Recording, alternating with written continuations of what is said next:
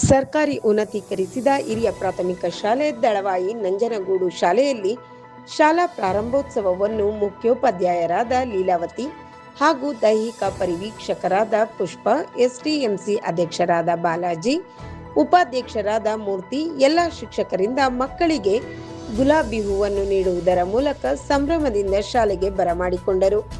ನಂತರ ಸಭೆಯನ್ನು ಶಾಲಾ ಕೊಠಡಿಯಲ್ಲಿ ಶಿಕ್ಷಕರು, ಪೋಷಕರು, ಮಕ್ಕಳ ಮಹಾಪೋಷಕ ಸಭೆಯನ್ನು ನಡೆಸಲಾಯಿತು.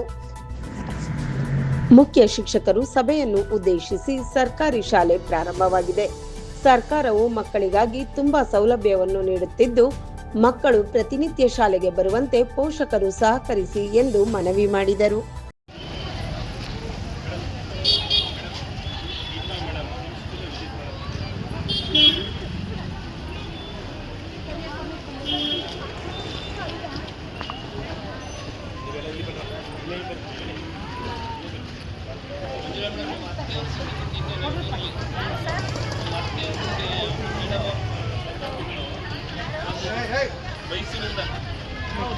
ವಿಡಿಯೋ ರೆಕಾರ್ಡ್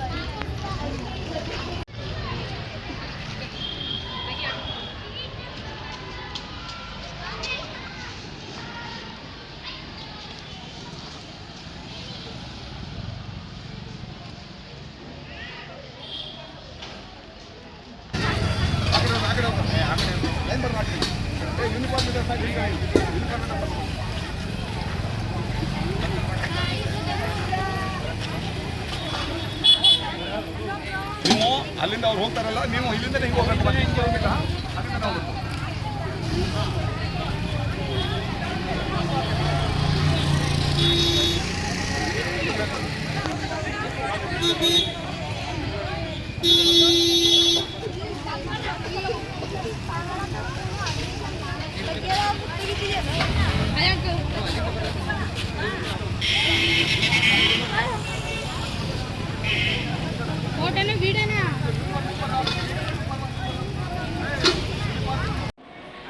ಶಾಲೆಯಲ್ಲಿ ಈಗಾಗಲೇ ನೀವು ನೋಡಿದ್ದೀರಾ, ಬಹಳ ಅದ್ಧೂರಿಯಾಗಿ ನಾವು ಮಕ್ಕಳನ್ನು ಸ್ವಾಗತ ಮಾಡಿ ಅವರಿಗೆ ಗುಲಾಬಿಯನ್ನು ನೀಡಿ ನಾವು ಬರಮಾಡ್ಕೊಂಡ್ವಿ.